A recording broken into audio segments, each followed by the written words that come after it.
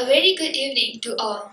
On this glorious evening, we are privileged to have Mr. Kanakodaya Barman as our invited speaker for this photography exposed workshop. As some of you all might know, Mr. Kanakodaya Barman, also known as Oni, is an ex-student of Uniten and now has established his own company, TMI Universe. He is also the author of the book called Understanding Camera and Photography. Now let us hear it from the man himself, Mr. Oni.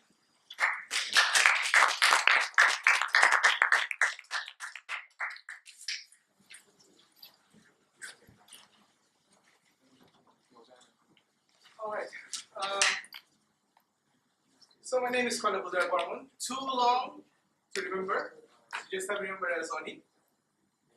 Can you guys hear? Yes. Okay, right. Okay, so owner of TMI Universe, something that I came up with while I was actually in Uniten.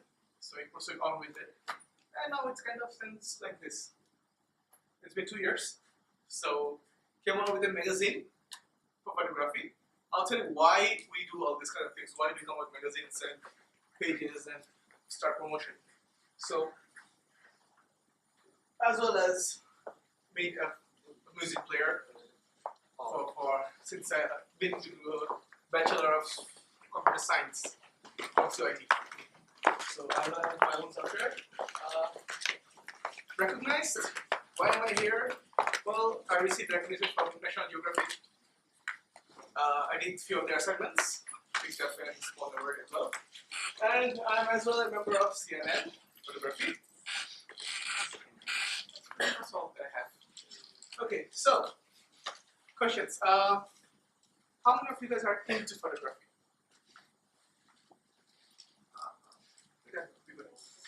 You guys are actually into photography. What do you mean by into photography? How many of you guys done photography?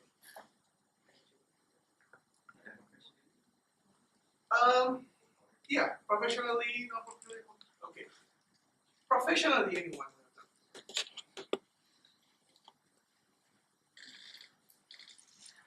No, okay. Who wants to go into photography? Wants to go into photography? Okay. Alright. So, basically, photography is something that you all have done. We all have done. Photography doesn't actually really mean that you need to have a DSLR camera to be a photographer. Okay, it's not at all necessary. To the fact that 2 of my awards that I have received, national and international, were taken with the phone. It's about how you look at something, the perspective, the aesthetics that actually counts in photography. How you actually try to understand the situation. Photography's core element is telling a story. That's what photography is all about. Telling a story. Very simple example. This picture. What does it say? When you see this picture, what is this? I am not telling anything. So it's a wedding picture. Take it. Cannot hear.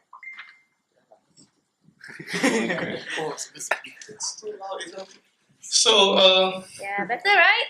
I sound weird when I'm speaking mic. Okay, anyway, so it's a wedding picture, right? Okay, what else do you get from this? What else is it telling? What else is it telling? Cherishing the moment. Huh? Cherishing the moment. Okay, what else? What else do you get from this picture? If I show you this picture, what other information can you tell me about this picture? Hmm? Okay, what else can you tell me about this picture? Okay, love. What else? What else? What else? Something else? Black and white. Okay, black and white, that's the filter. But what else? I mean, just looking at this picture. Can you say something about the culture? You can say something about the culture? Traditional. Okay? Yeah, so all those things just looking at this picture. So now, this is simple, this is an obvious picture. Now, let's go to the other one. Okay. What does this picture tell us?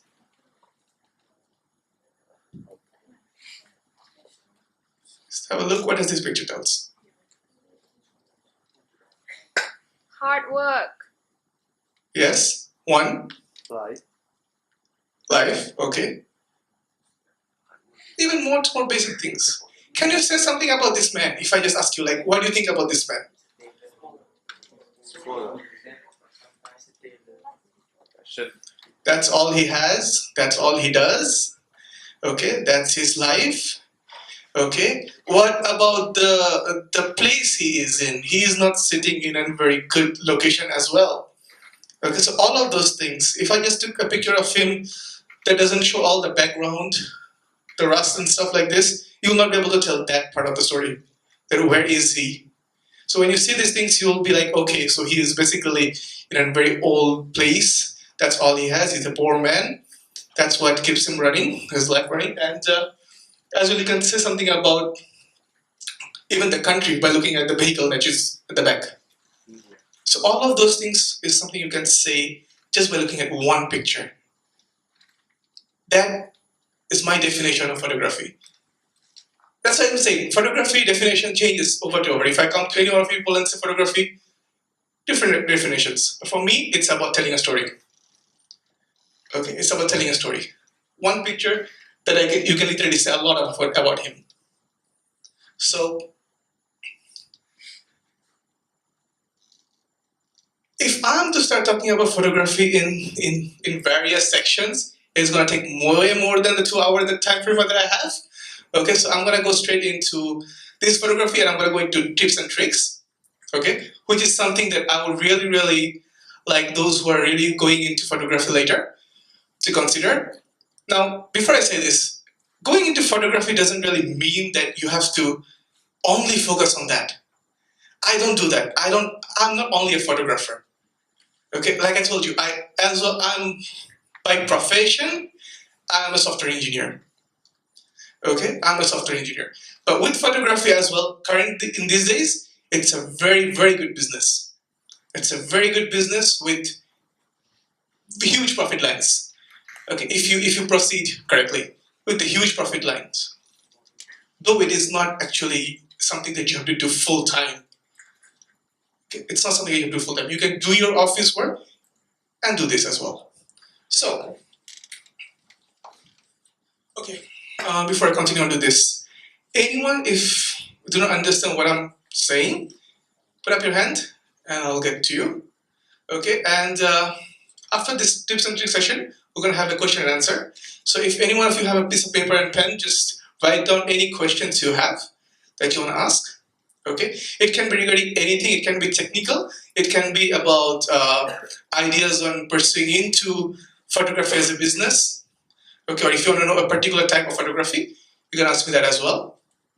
Okay, and there's going to be this. Oh, by the way, before we go to this is another example of picture telling a story.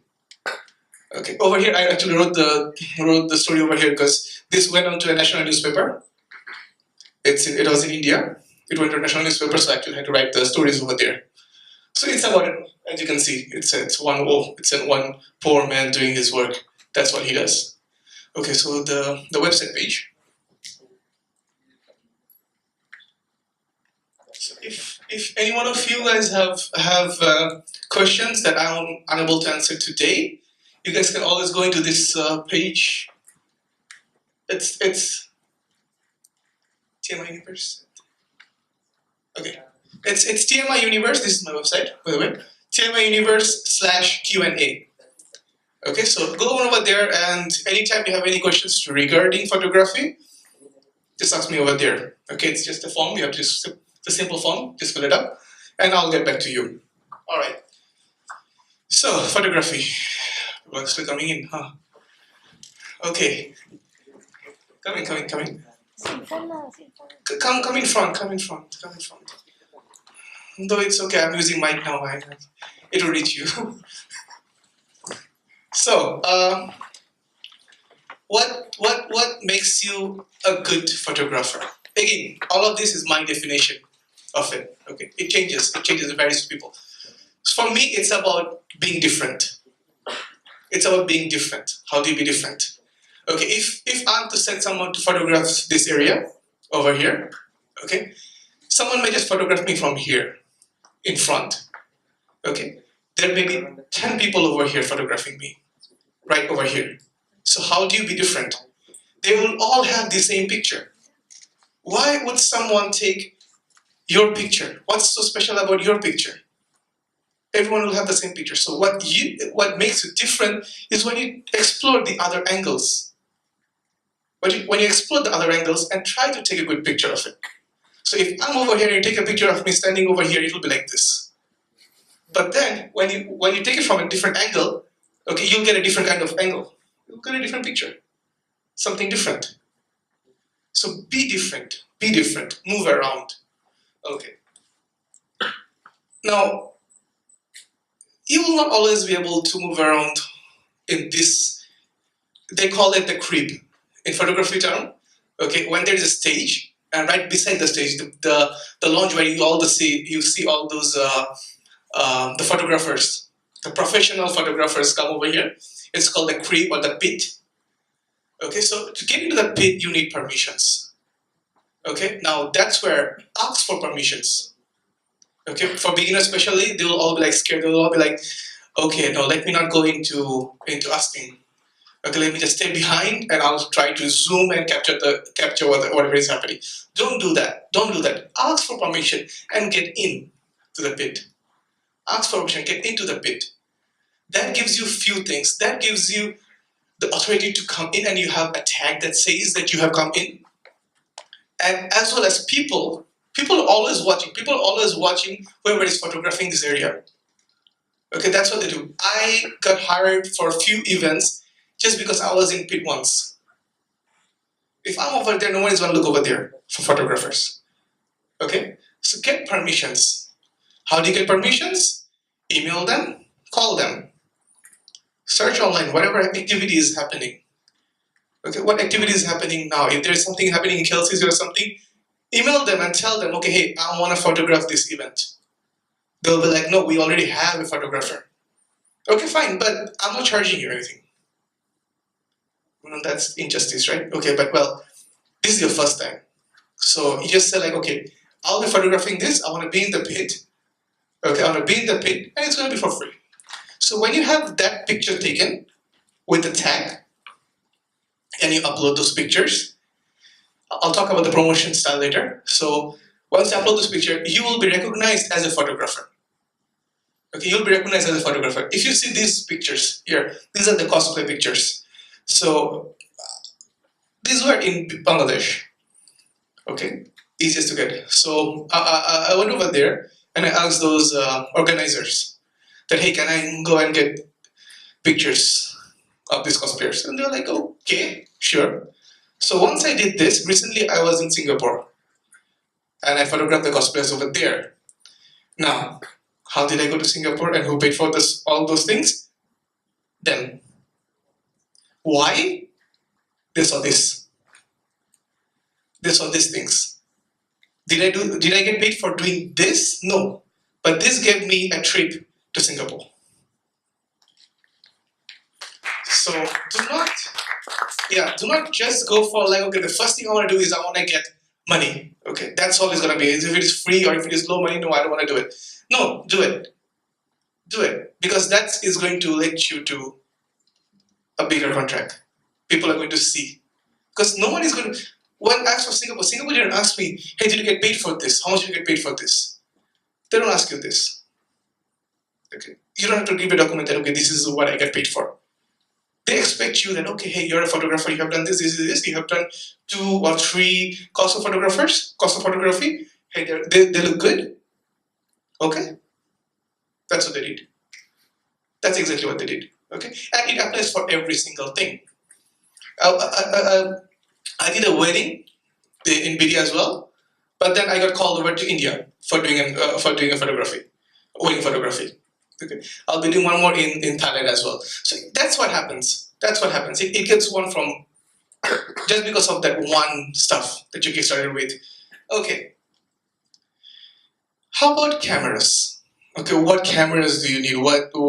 It should be a very, very good camera. It shouldn't be very expensive camera. I don't have the money to start with all those expensive kits, so I can't start. Not necessarily. Okay, not necessarily. Here's what you do. if you want to really get into photography, try to talk to someone. Okay, if you have money and you want to get a DSLR straight away, sure. Okay, do not go for every high-end cameras. Start with something. In range of 1,000 ringgit. It's in the range of 1,000 ringgit. Okay, do not go into something too big. Now, if you do not have that amount, okay, what do? You talk to photographers who are already here, established photographers, and you tell them that you want to assist them in a wedding or in an event. You want to assist them. For that, they may pay you few hundreds. Nothing too big. Again, I said nothing too big, but that will get you the pictures. Okay, that will get you the pictures. So those pictures, again, like I said, the same way, the circle goes around. Okay, will get you your recognition, and later on you proceed on to the other things, Because when you are going to show your next client, you'll not be like, I assisted this. You'll be like, these are my shots. There you go. Okay, so you don't really need, and the cameras, the professional photographer will give you the cameras. They usually give you the cameras. That okay, hey, okay, you can assist me. Because they usually have 2-3 cameras extras. Okay, they almost all of them do that. Okay, they always have that. I have 2. So they'll get you one and you can shoot around with it. That will give you that experience. Okay, anyone of you have used a DSLR camera? Friends, someone else's used? Shot with it? Yes, more hands? More hands? Yes, okay. So yeah. So you guys are well familiar with the physics and the geography of a DSLR camera. So I don't really go into like, this is the lens, this is the body. Okay. No, I had to do that for the other workshop I did before. So yeah. So that gives you that that upper hand that you guys are familiar with it. Okay. When you get your camera, okay, it doesn't only have to be the first-hand cameras. Explore the second-hand cameras as well. Here is the good thing about DSLR cameras. There is no fake cameras here. It's only the second hand. Okay, it can be either the second hand. They'll sell you as the first hand. That's what they do. But there is no cameras as like it's a fake camera. It's a made in China type camera. No, they don't have those yet. Okay, so you can get a second hand camera as well and start out. That's it. You have to have a small investment, but profit in the first wedding, consider it as 1K, 2K. You got your money back. You'll get your money back. That's what I'm saying. It's just one-time investment. And as you guys will all know, you guys have attended weddings. You guys know how much the photographers charge for doing a wedding, a birthday. It doesn't have to be always wedding, a birthday. Convocation. So many universities, so many students. They would hire someone to photograph them for convocation. So all you need to do is promote. Go to their Facebook pages and say, convocation photography. Pictures you want to put over there? Put pictures that you took of your friends during convocation. Put pictures of your friends you did during the convocation. So here's the thing, take good pictures of your friends. Okay? Take good pictures of your friend, post it over there and say, hey, I want to do convocation photography. Get in. And with the more you do, you get more experience. So, exploring DSLR cameras. Now, DSLR camera, there are a lot of facilities. Anyone own a DSLR camera? Did I ask this before? Anyone own a DSLR camera here? Okay, yes, of course, definitely. Okay, so 1, 2, 3. Okay, 4. So, yeah. For you and for all those who may get a DSLR camera, okay, there is a book that they give with it. Okay, it's quite boring. I don't read that. For none of those things, I've ever read those things. So this is what you do. Explore your camera.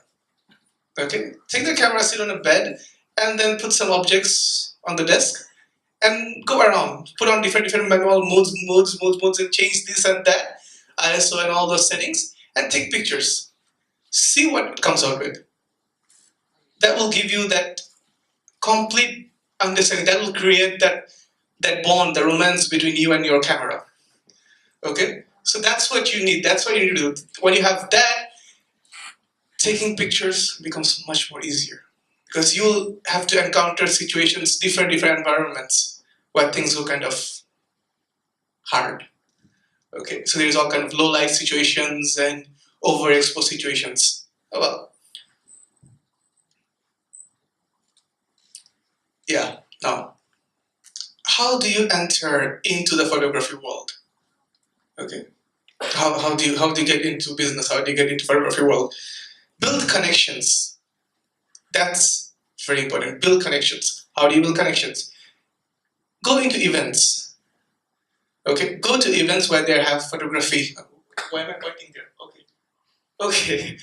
Okay, yeah, this is my page. This is my photography page, by the way. Okay, but okay, let me finish with the building connections. Go into events and then talk to the photographers there. Okay, talk to the photographers there, or bring your camera. Those who have the DSLR camera or who will get the DSLR camera, take your camera with you. Take your camera with you to events, general events. That way, people are going to look and they're going to see you photographing something. Gives you the impression, gives me the impression. Like if I'm the audience, I'll see, oh, okay, he's photographing, here's a camera. Okay, he's a photographer. Okay, keep cards, make business card.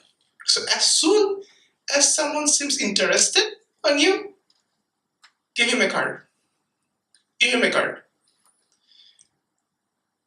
If you see people of high influence, like the manager of the event, the director of the event, talk to them. Okay, talk to them and say like, oh, okay, we do more events like this and stuff like this. Hey, can I photograph those events? Build connection. Build connection. Very important. Build connection. That's what, like I said again, this is something that I do. I went to this cosplay event and I was talking to the other people, other organizers that are there. That hey, can we build connections? You know, and give out the card. Let them know. Show them pictures.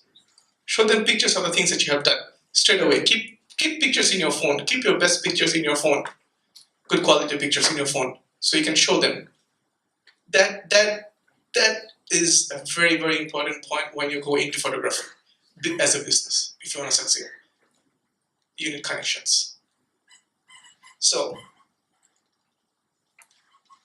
how many of you use Facebook as a place to upload pictures?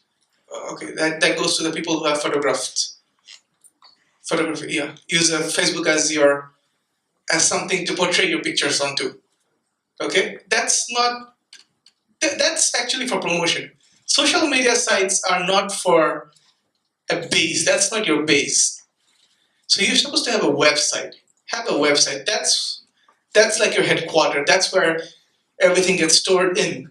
So you have a website that tells people that whatever is happening. That's more formal.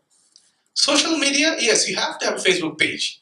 Why? Because that will give you those people to come and see. And any event that is happening, to spread, to market. Use the Facebook as a marketing place. But as a portfolio, have a website. Have a website. It doesn't have to be a paid website, it can be a free website as well. But have a website. Okay. Putting on watermark. Should I put watermark on my pictures? Or should I not put watermark on my pictures when I'm doing this? And even if it is just taking a friend's picture and stuff like this, yes, put watermark. Put watermark in all the pictures that you take and you upload over there. Why? That gives you a branding. Okay, that gives you a branding. People these days see branding. They see, if I just upload a picture from here and without putting up my TMI photography logo over there, it's not promoting. It's not promoting my TMI photography over here.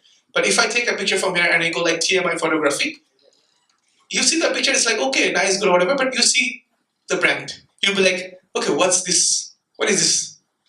You'll be like clicking my page. And you'll be going, okay. Okay, he's a photographer. Yeah? That's what you have to do. Put watermark. Put a watermark. Put a small watermark. Make it. Okay, make one. Doesn't have to be a permanent fixed trademark. No, make something so people can see. People knows who you are. I changed my logo 3 times until I got this settled. Okay, so that's the thing. Just make logos. Make logos and put it over there in a corner. So, yeah, sorry, saying that already. About confidence when taking pictures. Most of us that have that issue of going into an event and not being confident enough to take that picture. Okay, there was some people I've spoken to and they were like, okay, well, I don't have the confidence to actually go in front and take a wedding picture because it's wedding. What if I miss the picture? What if the picture doesn't come out good? Okay, this is where you have to set yourself up. You have to set up your mind. Anything that you do in life, you have to be confident about it. It's not only for photography. Okay, anything that you do in life, you have to be confident on it. So be confident. If you want to do photography and wedding photography specifically, where you only get only one chance to take that one particular picture of them either putting the ring on or either reciting the prayers or something, where there is just only one time they're going to do it, the risk is high. The risk is high. So make sure that you are confident enough that you want to do that. Then go in. But then there are all the other kind of things, like I said, it's not about wedding. Don't just focus on wedding photography. There is convocation photography, and then there is event photography, there is birthday photography. Explore those areas as well. And yeah, the first picture that I showed earlier, that says that that old man picture.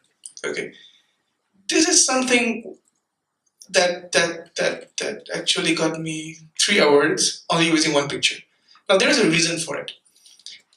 Like I say, that take a picture that tells a story, but have a picture that stays in your mind, that stays on the people who is looking at it, and it stays on their mind. They know that they keep it as a sample, as a reference for the following pictures that they're going to take. You got to get that clear. You have to take a picture. You have to make sure that you have some trademark pictures that you can use. Like this picture that I show over here, these are the pictures usually I go and show at other places as well. These are the trademark pictures I have. I have over thousands and thousands of pictures. Definite. But then there are some trademark ones. Have those. Have some special shots that you want to show to people. Not just one after one, one after one, one after one. No, no. Okay. Yeah, and this is the worst part of it. The handling rejections. Okay, handling rejections happens a lot even to me. So the thing is that, oh, why am I saying even to me as if I'm something big? No. So it happens. Why? Because, well, either you're overpriced or you don't have okay, you didn't present yourself well. I am not presenting myself well. So yeah, that is there. That happens. Okay? Don't get discouraged by it. Don't get discouraged by it. Don't ask them, why is it? Is it my overpriced that cut me off? What is the reason? If they don't tell you the reasons, then no, sometimes they don't tell you the reasons. If they don't tell you the reasons, then look for yourself and try to find out what's the reason what's cutting you off. Okay? And then pursue with it. But do not discourage yourself. Don't go like, okay, fine, I got rejected by 3 of these and I'm not going to continue on anymore. Okay? Don't do that. Don't do that. Continue on with it. And just because people are saying that your picture doesn't look good, or they comment that your pictures is like this, and some people are saying that, okay, this is not the way to take the pictures, there is no right or wrong pictures. There is no such thing as this is the right picture. The picture that I took of her, that's not that, okay, this is the best picture you could take. There is no other picture that is better than that. No. You could take the same picture in many different ways. Okay? So don't change. If you have a style, as you go on, this is something as you go on. Okay? Have a style. That this is what you do. This is the type of pictures you do. This is trademark shots. Keep that. Don't change it just because somebody doesn't like it. Don't change it. Wow. I'm so fast. So, anyway. Event photography, in event photography, okay, or that excludes with event birthday photographies and stuff like this. Again, here is a confident part comes in. How if someone is over here standing and you need to take the picture? Say it's a wedding. Say it's a wedding, okay, and then there is that's where the bride and the groom is, and I'm the photographer over here, and people comes and blocks the view. Okay, people comes and blocks the view, and they are the parents. So some photographers will just stand back and they'll be like waiting for them to move because they're too scared to tell the people to move. Don't do that. Tell people to move.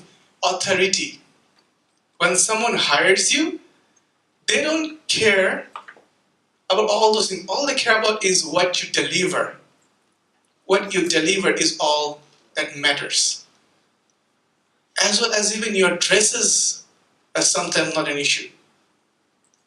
Okay, unless it is some special particular kind of event, that's when there's a dress code. Other than that, not important. Not important. Wear something that is flexible. Wear something that makes you easy to move around. Okay? But make sure you tell people to move. Do not just stand back. Do not just stand back and wait for them to move. Tell. Have the power to go and tell someone to move. Okay. Now posing is another issue as well. How do you tell people to pose? If you are the photographer, there are two ways. One type of photographer does this. One photographer just stands back, and whatever way they pose, see this picture over here.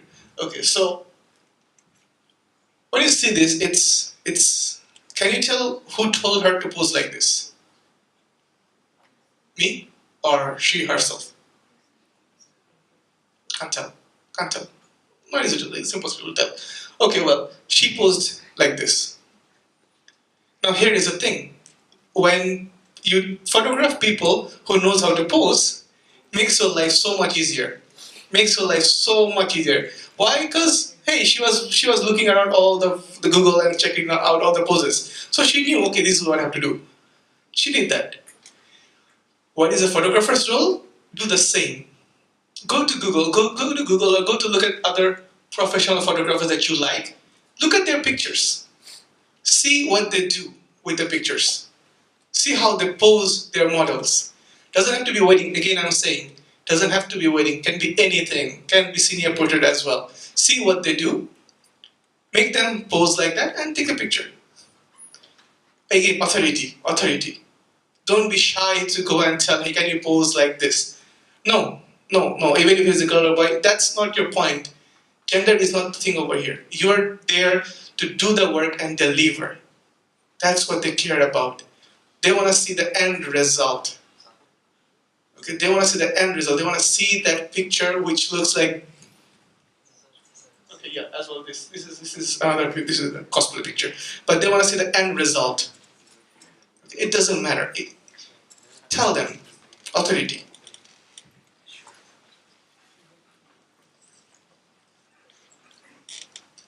Now, when it comes to authority, again, this is another issue that comes in. Will I be bugging them too much? That's what happens again. Like, when you get into that kind of mood again, don't be over exaggerative about your poses. Like, okay, I have the authority, so, like, hey, move around, pushing people around. No, because there are the people who will want to photograph them as well. Okay, doesn't matter if it's a phone. So don't be like, okay, no, that's not your place to go in there. Okay, take some shots, move out, let them take the shots. Don't just, for the continuous whole time, don't block their views as well. Because you're gonna take in a wedding around 500 to maximum 1,000 shots in a wedding alone, or even more. The picture you're gonna deliver is going to be 100 to maybe 150 is what I deliver. But then, of course, from there, they're gonna have only 10 shots, special shots. What happened to the other 800 shots? They'll be deleted. So without standing in the same place and taking 5 shots and wasting, like, being disrespectful to other people, move out and let them go like, hey, come in. Okay, I'm done shooting them sitting like this. let them shoot as well. So be nice because these are your potential customer. These are your potential customer. When you go into a wedding, when you go into something, almost everyone is a potential customer. They see you, they like your way, they like the way you shoot, they like the way you move around, they like the way you photograph the event, the way you're nice, you're kind, and you're not really disturbing when they're eating. Don't just go in front and take pictures when they're eating. When you feel that they are not interested, don't take pictures when they're not interested. Okay? Don't do that because that's disrespecting. Okay. What's going to happen to you? Nothing, may not be nothing, but don't create a bad image. Don't create a bad image. Okay. So,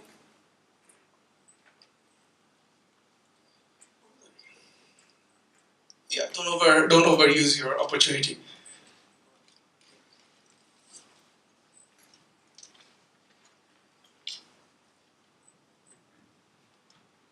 Okay, now this is another thing that happened to me and it's kind of scary. What if halfway through an event your card runs out and you're stuck? Your battery runs out and you're stuck. Okay, that happens, or you took a picture and then you went back home and you found out that there is some pictures missing. And they are key pictures. What do you mean key pictures? The pictures that cannot be replaced. Messed up situation. Okay, been there once. Terrible. Okay, so without giving excuses, that's of no use, not much of use, confess. That, okay, this is what happened. This is what happened. And tell them that, okay, look, I'm gonna shoot you again. Give them a deal. Okay, that okay, fine, this is what happened, but then I'm gonna do an outdoor photo shoot with you guys. Okay? And that's gonna be for like way reduced or for free. Okay, I'll do an outdoor photo shoot with you guys for the couple photo shoot. Give them that offer so that they don't really throw a bomb at you. So do that. Make sure you have those plans ready. Have packages. Have packages so you can tell. Don't be confused when someone asks you, okay, so what's your package? What's the pricing? What's the pricing? Do you do only like engagement and wedding? How much is it? Have those planned in you. Have those planned in you. And then, so you can confidently say. So people will know like, okay, he's not just simply looking at me and saying the price. Not throwing a price at me. Now, when you're in event photography, there is something that you need to take over of. Key elements of photography is light. That's the key elements. That's all that matters. Literally. Okay. So make sure if you're in an event, which is a staged event, okay, doesn't matter this or an wedding or an work or a birthday party, make sure the lights are in control of you. How do you do that? Okay. If it's a wedding, what I do is that if it's a wedding, I tell the people, okay, that okay, fine. Your stage is up to you how big you're gonna make it up to you. But the light, where you're gonna put the big lights that affects my pictures, I'll control it. I'll tell you where to put the lights. So that's what I do. And I'll tell them that okay, see, I don't want lights right over here on top of me, on top of the brides in the room. Because that's gonna give you a white area over here. I don't want that. Okay. White areas are something you cannot replace it with. Because white area means there is no data that your camera received. So you cannot manipulate it anymore. Whatever you do, it's going to be white. Okay, so light. Have that in control of you. That's the most important thing. That's the only thing that you have to have control of. If it's a controlled environment like a stage, have that in control. That's what they do if any professional photographer shoot over here on convocation. You'll see that they will be the one holding the lights around. Okay. You need to do that. Lights.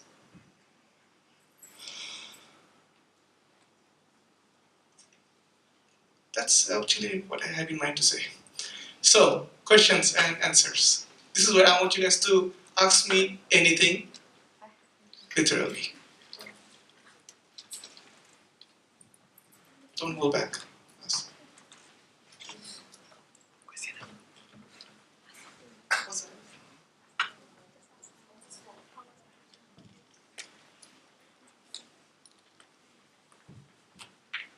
Questions? Questions regarding anything?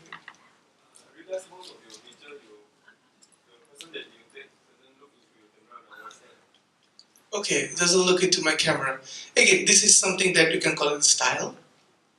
Okay, that it doesn't always have to be that. Expect other angles. The first one that I say actually, try out different angles. Try a different angle that shows that you're looking at something else. Yes, yes. I have to tell. You have to tell that, okay, do this. This is when I say, they pose, you should, or you tell them to pose, okay, and then they pose for you. Okay, so if they're going to look, take some pictures that are general pictures. I have those which they look straight, like it's like passport size pictures. They have those obvious pictures, but then you have to do some different style pictures where they look like stand like this and stand this way. Those are the things that you have to explore on. Coincidentally, they all look the same, I believe. But yeah, there are differences. Anything else going into, yeah. How about composition? How about composition? I heard that's what they say they call the golden rule and the pea grade. Okay, golden rule and the free list. There are rules that photographers make on for that, but here is the core belief that I have, is that you don't really need to follow, there is even a rule of the three, the thumbs. Those are the rules that is there, but that is no more the case when you see all the photographers nowadays. They explore out of that. They explore out of that. This is what I say. There is no something, you are not supposed to follow a particular photographers. Don't follow a particular photographer. Composition is something that you look at photographers and then you see if you want to try something different. My advice, try something different. Okay. If you look at the posters these days outside, you'll see all the things, most of them you will not find all of those rules that are there. Trust me, they're not there. Explore out of it. Composition, yes. There are certain things that you have to do. You are not supposed to cut off hands, stuff like this when you're taking a picture. Okay, the picture, if you're taking a picture, a portrait size, like landscape kind of picture, you're not supposed to cut off the elbows. Those are the composition rules that they have. Other than that, the rest, explore out. Explore out. That'll be my word. Yes. My question says, for example, I have seen your pictures. For example, suppose there's another photographer here. Yes. He show us another pictures. So how can I evaluate the pictures? What I need to know is this the best, good, and the best, nice or not nice. What is the combination that you do? Do you like, which picture do you like more? For example, No, I'm saying like which picture, whichever picture do you like more? You are the client, and whichever picture you like more, it's something that you are personal opinion on. Like that's the picture you like. If I show the two pictures of my own pictures, okay, then you go like, okay, I like that picture composition is better. Then that's something that on your base. But yes, if I'm saying what's the good picture and what's the bad picture on different photographers, different perspectives, different angles. Except where you see something has been cut off, because something has not been there. Like if you see a picture where my hands are cut off from here, that's a bad picture. If you see my forehead over here is overexposed, you can see my forehead, it's too bright, okay? That's a bad picture. But other than that, there is basically nothing that you can say this is a good picture, this is a bad picture, because it's in your mind to say. second question. For example, I am the director or coordinator of an event. Yes. So I need to choose a photographer. So how can I know which photographer is or that kind of specific event? That's not specific event. Experience and samples that they have given you. Okay, samples that they have given you. I have done. Here's the thing. I have done a lot of cosplays. I have done very less wedding. Okay, so if someone is hiring me for wedding, and if there is another competitor, I don't think I will be chosen. Okay, why? It's because of experience. Who would you choose? Would you choose someone with 10 with 20 who have done 24 weddings, and you see their pictures. Obviously, you'll see their pictures. Okay, there are those photographers from the shops. Okay, who takes your passport size picture. They do weddings as well. Okay, those shots are general. But if you talk about professional photographers, you'll see their pictures. You'll see how they take the pictures. Okay, experience is how you should decide. And look at the pictures. Okay, look at the pictures. Who takes good pictures? If it serves your purposes, look at the price. Look at the price, definitely. Hire the person.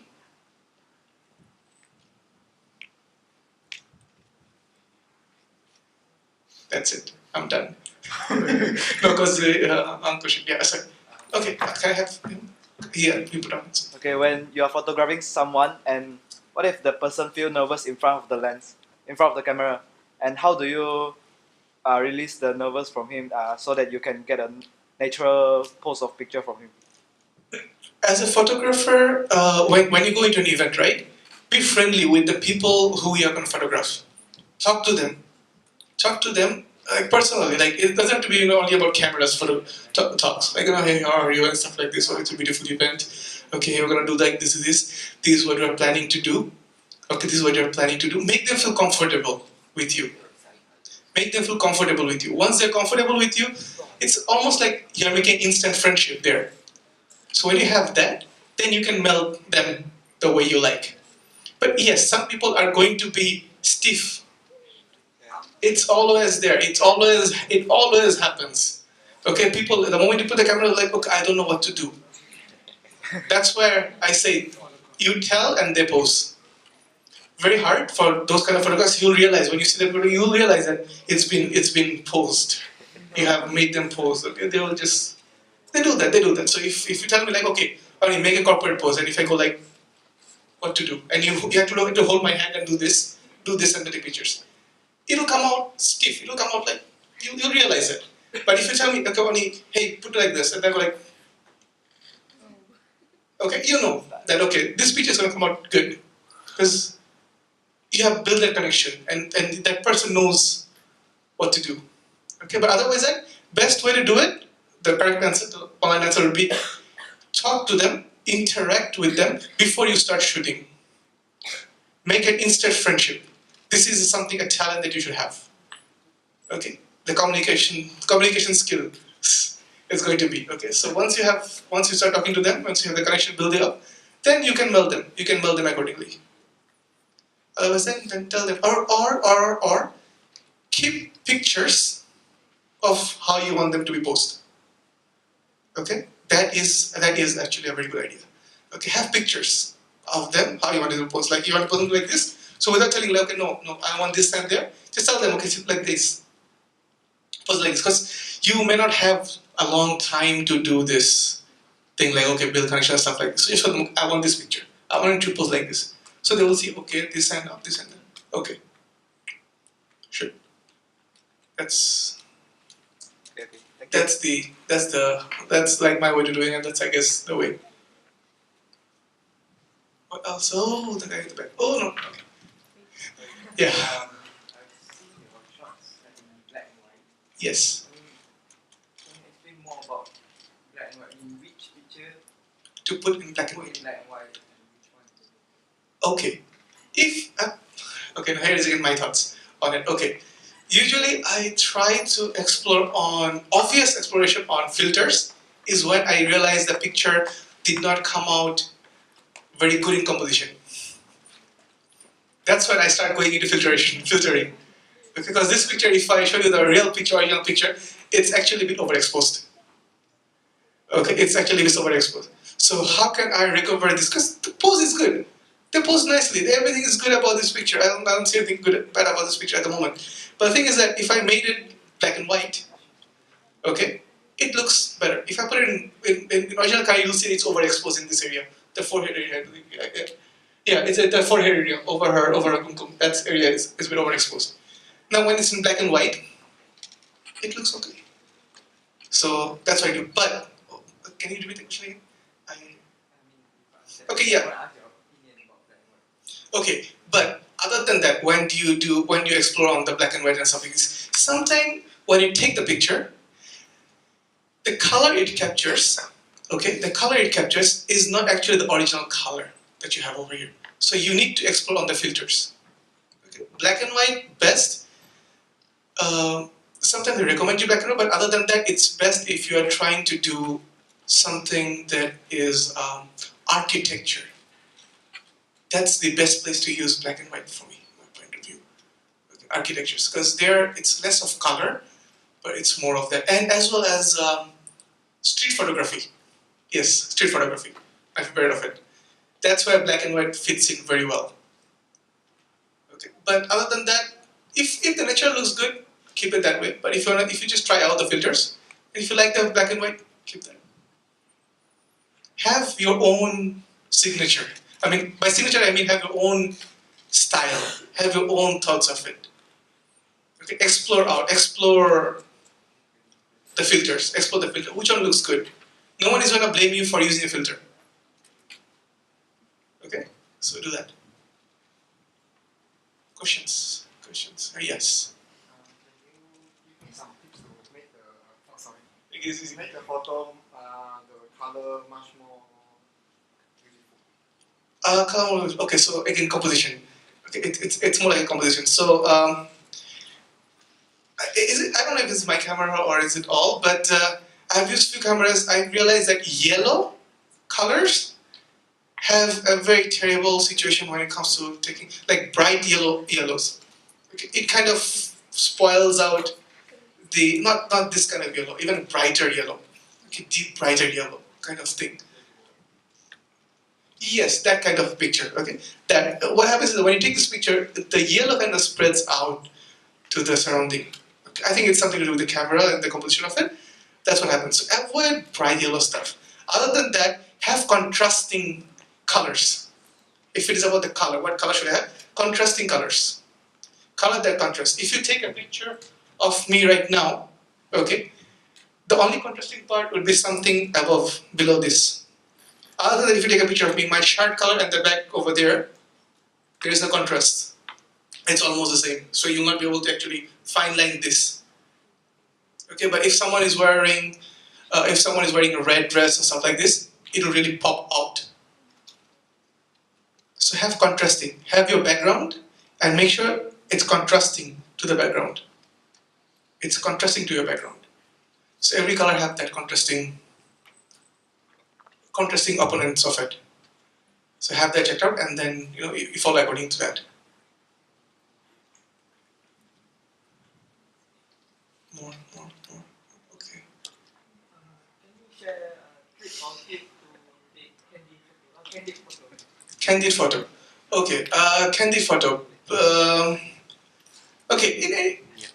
Sometimes they actually tell you that they want candid photos. Okay. This is again the thing. If you build the connections over there and you tell them that okay, yeah, I want to take your candid photos, then they will pose accordingly, and then you go ahead and take candid photos. But other than that, the best way to do it is to be involved. Walk around, know where things are happening. This is what I do. I look very awkward when I am in an event. I literally stand in the middle of it and I look like this. That's what literally what I do, because I literally like filter out. It's like as I was scanning to see what are the best potentials. Okay. So as soon as you see something is happening somewhere, your lens is actually a good friend of you over here. If your lens is not capable of going to that distance, then it's kind of hard. Okay, but other than that, you have to like move around and see a situation over there, capture it from an angle. Some people may not like it. Okay, so here's the thing. Some people, if they do not like it, how will I know without taking the shot? So take a picture. Sometimes you can just show them. If you feel that they are that type, this is why again you have to think of it. There are people you will know that okay, they aren't really interested in that. Okay, but then there are people who are that they're okay, they're fine to take pictures.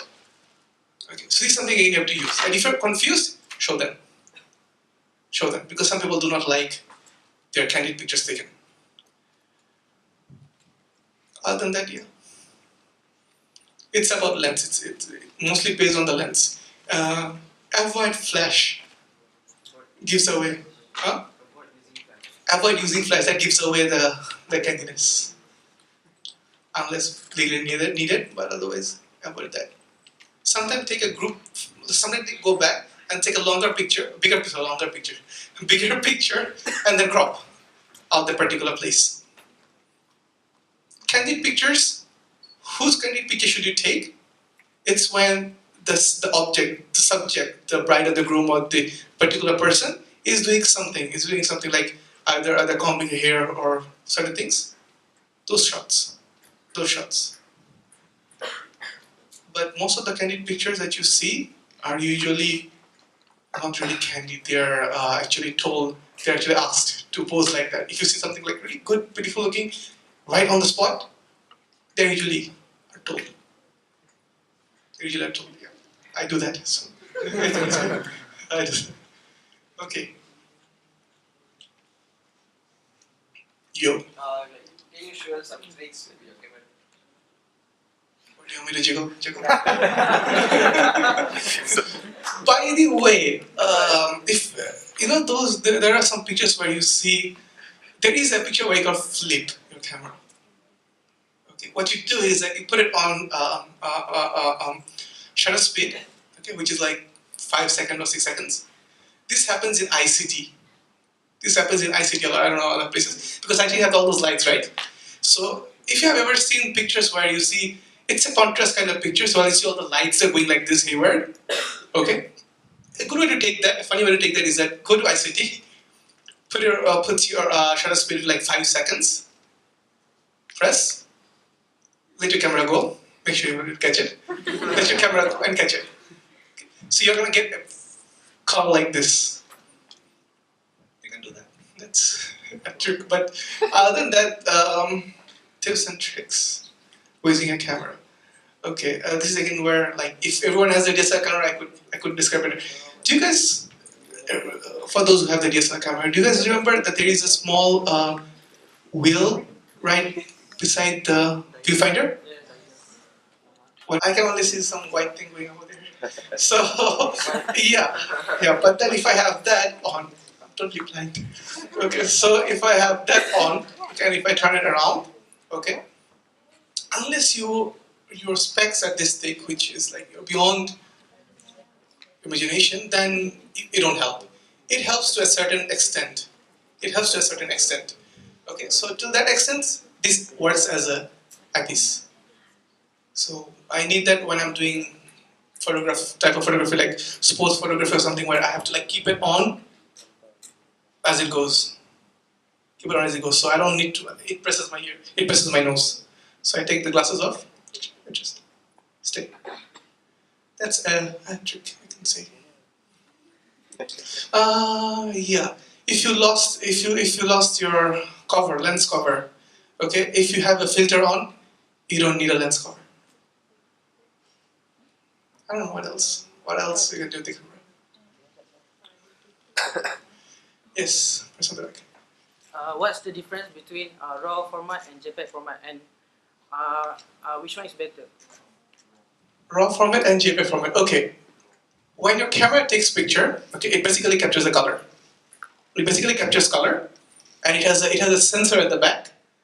Okay, and it just receives the color as it comes. Okay. Now, the camera have its own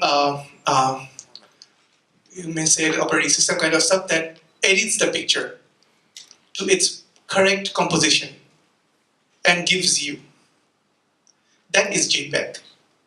Where the camera just doesn't only take the picture, it takes the picture, it takes the color, it takes the light, and then it processes the light, and then it gives you a finalized picture. That's JPEG.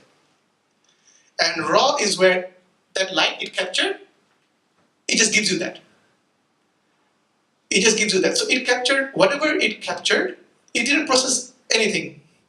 So only the lines that it captured, okay, whichever composition it is, each pixels by pixels, it did not modify anything, and it gives you that whole thing. That's why if you notice, the size of RAW is very, very big. Because everything that is there It's been given. JPEG, that's what the JPEG do. Camera doesn't take pictures camera doesn't actually, in JPEG, you don't really see every single pixels. They skip. That's why JPEG sizes are very, very small. Okay, that's why JPEG sizes are very well. Let me show this, it's easier.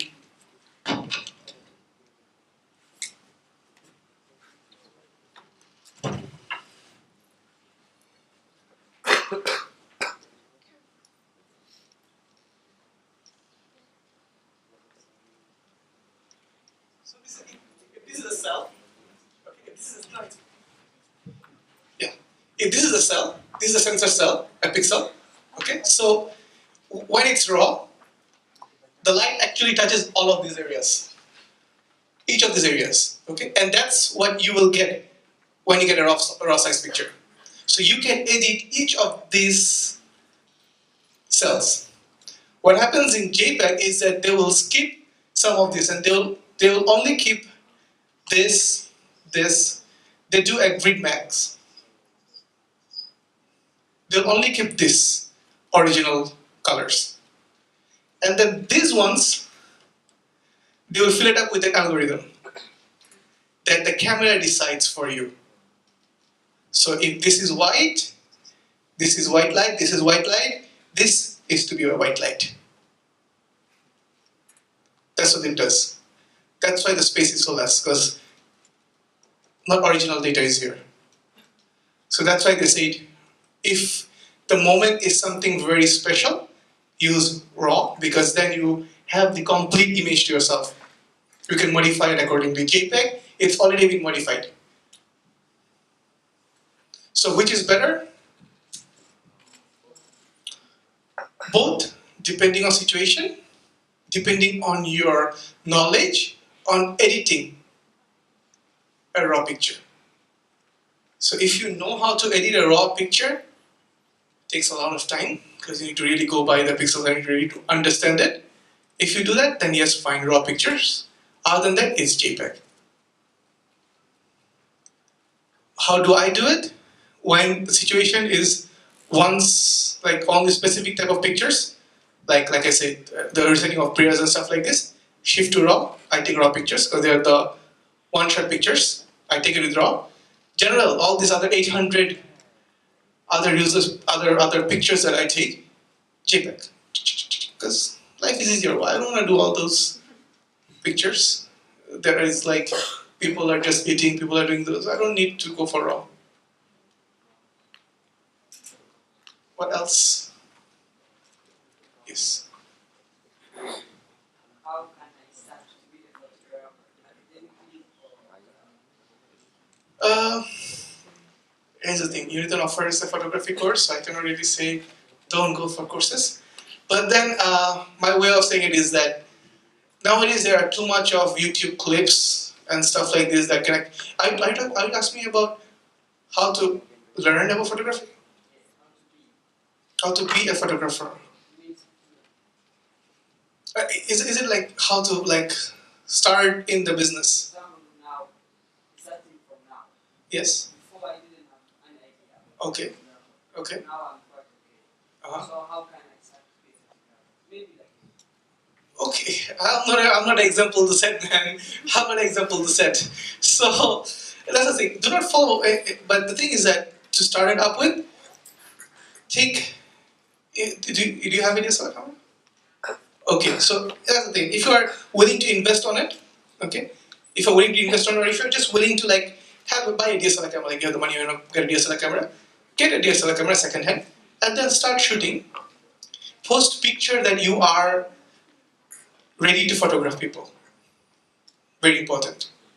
Okay. Pose with the camera or like have the camera over there with yourself, and then promote. Promote that you want to shot. You want to shoot certain events, certain type of events. How you're gonna get to do that? Make contact with people. Make contact with other photographers, established photographers who are here.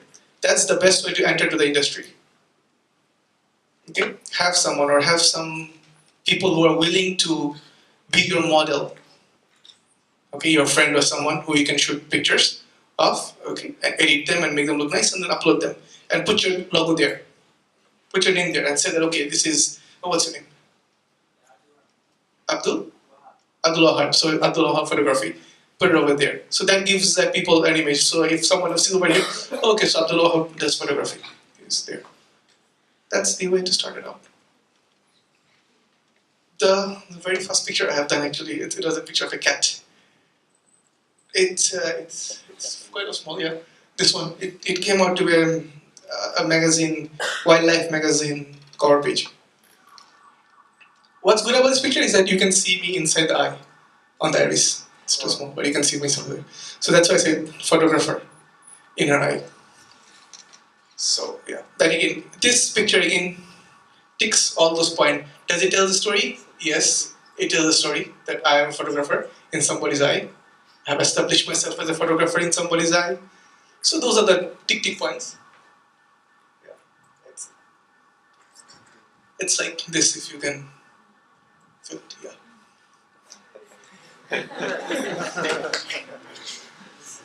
So something else happened in between this?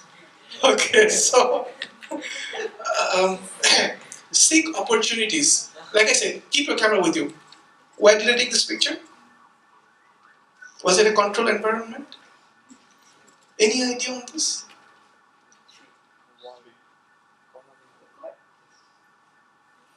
Did I intentionally take this picture?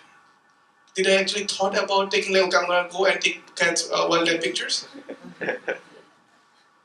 No, none of those things has happened. I was going from KL to Terengganu. I bought the camera. I was going from KL to Terengganu. On the way, they stopped for a break. I got down over there. I had the camera. There was a cat over there. I went down and shot the picture. Okay, there is no harm. Click around. That's learning process. But then I went back home. There were a lot of pictures. Blurry, not nice. They are posing all upside down. This picture seemed nice to me. I liked it. Cropped it accordingly so it looks okay. Submitted. Okay. Submitted. I have nothing over there. I was nothing. I just put the camera.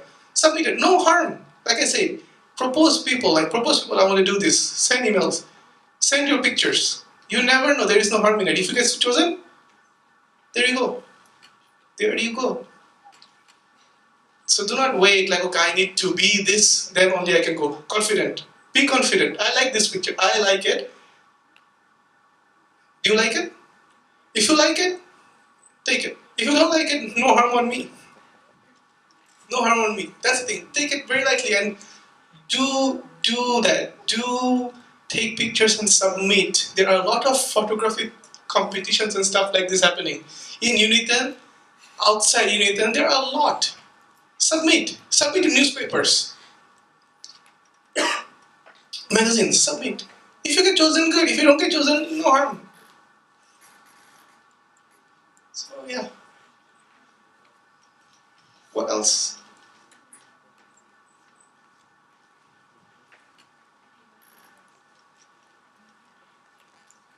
Yes. How to deal with low light situation when we don't have extra speed light or external light? How to deal with it? Low light photography. Low light photography. Nightmares of almost all photographers. Okay, people actually have the thought that you have a DSLR camera means you can shoot anywhere you want to shoot. Not true. Low light, it's an enemy. So there are three elements photography. There is ISO, shutter speed, and aperture. Yes, correct. Okay, so those are things. Now ISO is what actually enables the camera to see in low light situation. The higher the ISO, the better it can see in low light. So when you are shooting a low light situation, make sure your ISO is high. Proportionally, you have to change your aperture and your shutter speed. Okay, do you own a DSLR? What? Yes. Do you own a DSLR? Yes. Okay, have you tried out doing low light photography? Yeah. Okay.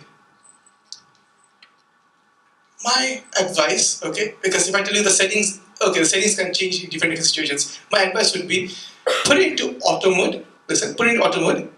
Shoot. Check back the settings. Because in auto mode, they'll give you the best setting, the camera figured it out for you. Okay? Take those settings, write down the settings. Okay, this is the aperture. It says the aperture, this is the aperture f4. Okay, it should shutter speed. It will go down low. It will go low. It will go 1/50. Okay, and then ISO it went to 800 or 1000.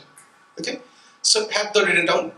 Go to manual mode, change the settings, take a picture, and then play around with it. Why I cannot give you a technical steps like this is the settings for this shot is because light changes. For this room right now, if there is a picture to be taken from here, this is low light as well. What I am sending, it's a low light. So if a picture is taken from here, the settings will differ from a picture taken from there, though it's all low light. So the best way to do it is that if you're starting, best way to do it is to go to auto mute and then take a picture and experiment on with it.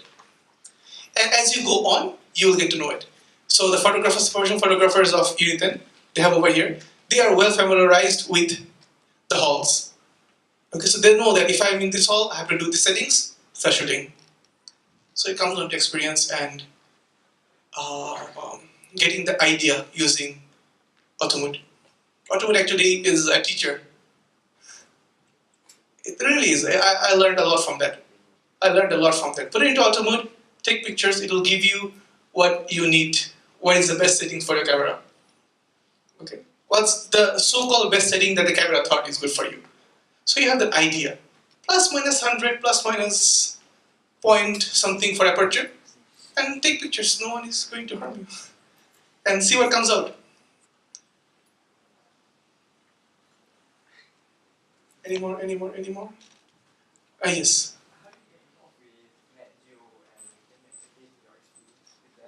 Okay, NetGeo. Okay, yeah. Okay, so in NetGeo they have assignments. They give assignments. Okay, so when they give assignment, they'll tell you a theme. So what I did is that I send my selections of pictures, 3 pictures, to them, submitted them. They have option to submit. This is why I say participate in as many things as you can find. So I found NetGeo and submitted there. That was all that was to be done. And once they saw those pictures, supposedly, I promoted those pictures in my page as well. So people got to see. And then they selected those pictures. It went on to become in the album, in their assignments. No award, by the way. In the assignments. Okay? So then, once you're in the assignment, you'll get to talk to those managers there, the assignment coordinators. I spoke to them, and then I submitted more pictures over there. That's how it led to the award. So there is no one formula to it. It's about communicating. Okay. You have the whole world to yourself if you just look at it openly. No one is stopping you to email NetGeo and send a picture. No one is stopping you. It's about I took this picture. Do I send this picture or not? No, I don't like this picture. That's your fault. That's you who's stopping yourself. Send that picture. What's going to happen? Are they going to sue you? No. Send that picture. If the picture is good, they may take you. Okay, so send. And that way you build a connection. That person may reply. Or send them a picture and say, hey, what's wrong in this? They may reply you back. You build the connection there. So that's how you do it. And with any company, that's the best way to do it. If you see anyone that it's a new company they're starting, send them an email. Okay, if you realize that that's a new company they're starting with a new airlines or something, send them an email and say, hey, can I do your corporate photographs? Okay, this is my plan. I want to do a corporate photograph for your company. Okay. You may get it. Even if it's old company, you're like, okay, hey, I saw your website. I do that at times. I saw your website, and the pictures over there are like this, but I can do better. I can give you a complete new set of pictures, a whole set of pictures with all the corporate stuff like this. I have the facilities. Can I take it? Can you? This is my offer. I got like 2 or 3 that way. So yeah, you have to approach. No harm in that approach. Yes, more.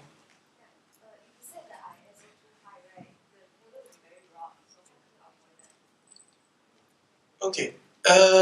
If you set the ISO up, that's what I say. Low light picture, it's a nightmare for all. But okay, if you set your ISO up too high, it's going to be dusty. It's going to have a lot of dust. Best way to avoid that is to have your shutter speed. Okay, shutter speed open for a bit too long, so it has to be like 1/30 or something like that. 1/25. Tripod. Low light photography. If you put into low light photography in usually the beginner cameras, it already will tell you tripod is recommended. Okay, it'll tell you in your camera itself a tripod is recommended. Without a tripod, low light photography, you are calling for trouble. It's then it doesn't stay low light. It doesn't stay that low light environment you want. If you see low light, by low light, have you seen the KL tower pictures at low light? Where you see it's like dark, but yet the KL CC looks so crisp and like every light, every floor you can see one after one. That is done by a tripod. You need a tripod. Okay. A tripod stabilizes it. So then leave the shutter open for a longer period of time. So there is enough light coming in, you get a good picture. But if it is an environment where, if it's a birthday environment where there is no options, you have to move around, that's where you have to go for editing. That's where you have to go for editing. These days, photography alone on its own is not enough. Editing is something that comes with it. You have to do editing to that, if that is a low light. Any more? Any more?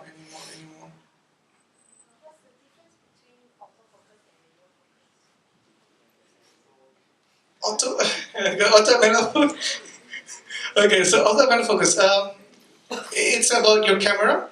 Okay, the focusing happens, as you know, it's step by step. If you look at the microphone, okay, and you look at me, you'll see the microphone is sharp. I'm blurred. When you look at me, microphone is blurred. So the camera does this. The manual focus is where you turn it, and it checks, right? So when you move it to this one, it's sharp, and you take a picture. That's yourself. You are deciding which layer you want. You want both of them blurry. You keep it over here, so both comes out blurry. Depends on how you want it. Depends on how you want it. But in autofocus, okay, it does that turning around, like you're doing all this, right? You're doing the turning thing that you see all the photographers doing. Yeah, that thing there, that the camera does it for you.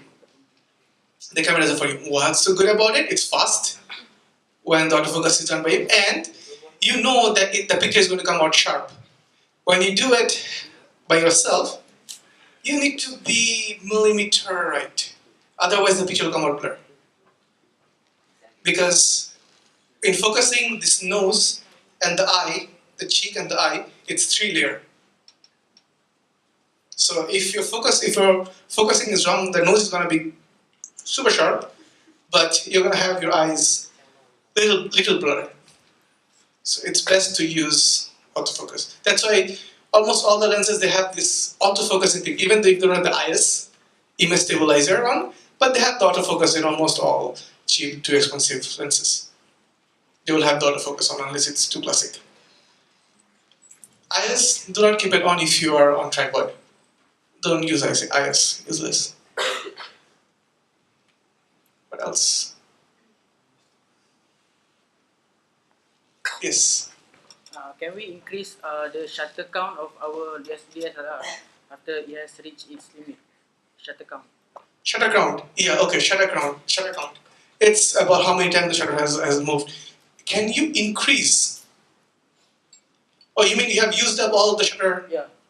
Can we service it to? Okay.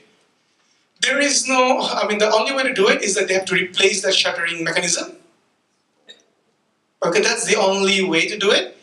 The amount you have to pay for doing that from the three countries that I have known of, it's almost close to buying a new camera. Okay? It's almost close to buying a new camera. Now here's the thing. People, when they buy a second-hand cameras, they go for shutter count a lot. They go like, okay, what's the shutter count? What's the shutter count? Okay? If the photographer is like, if you're buying it from a very professional photographer, stuff like this, who have shot a lot, you can expect that it's at their ages. If you look at the camera as well, okay. If it's all this kind of stuff, then they have shot a lot. Okay, they have shot a lot. It's very high. It's shutter count is very high. Okay, so usually it's not something they concern unless you see the build quality of it, and then you get it. Then you get a camera, a second-hand camera. That's where actually shutter count comes in. But it's so high that if you buy a new camera, it goes very high. I've never thought of shutter counts actually when I figured it. But yes, there is no way. There is no such servicing that you can go and take it off, because it's actually a lever that moves up and down, and according to them, they have like after a certain time it wears off. It wears off. So there is no specific number of shutter count that is there. Different science says different numbers, but there is no fixed number. They always say approximately these shots, because that's what they tested. That after this many shots in the lab, it off. So that's what they say. But it ends up to be very high. By that time, you'll already be replacing your cameras. Or getting new cameras, yeah. What else?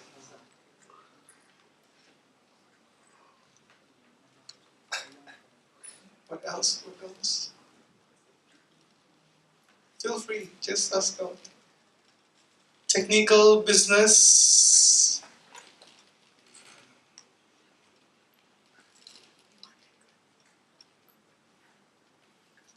Yes.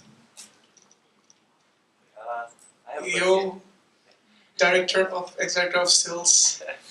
um, Currently, in TMI Universe, you're having a lot of branches throughout the countries.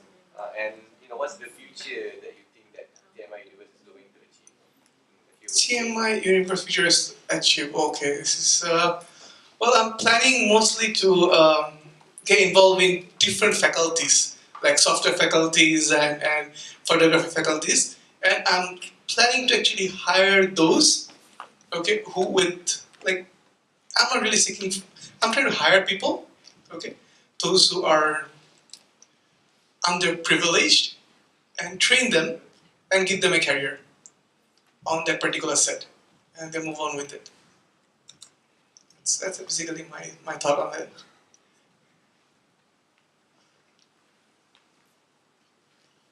What else?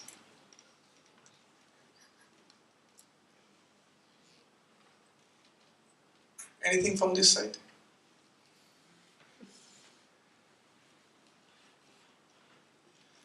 How to take good selfies? Best photograph for cover page? Yes. What kind of software are you using to edit the pictures? Edit the pictures. Okay. Best friend of all, Lightroom. That is the best. That's the more general one that they all use, Lightroom. And Photoshop is only when I really want to do alteration of certain things. Like I want to really take image of. Can you see that one where I have the edited picture? Yeah, this one. It's a cosplayer. It looks like it's as if it's just one picture, but no. That person over here is actually a human being. Okay, he just dressed up like that. So this is you can't do that with Lightroom. So you have to use Photoshop for this. So you edit it, and this is where the black and white. I changed it to black and white because I wanted to match the background and everything. So then it looks like this. Yeah. Lightroom is the best. It's not complicated. It sounds complicated, it looks complicated, but it's not complicated. Spend some time, spend 30 minutes just clicking around and you'll get the idea.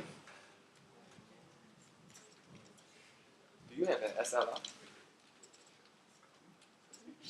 Do you have an SLR? SLR. What do you use? If you have, what do you use it to take pictures of mostly? SLR, you're talking about the film cameras. Yeah. The film cameras. Yes, I had a film camera before I had this. The thing that I use to take SLR is street photographs. Street photographs is what I use the SLR for. But in SLR, it really gives you a true understanding of photography, to my point of view, because you actually need to select one certain type of ISO.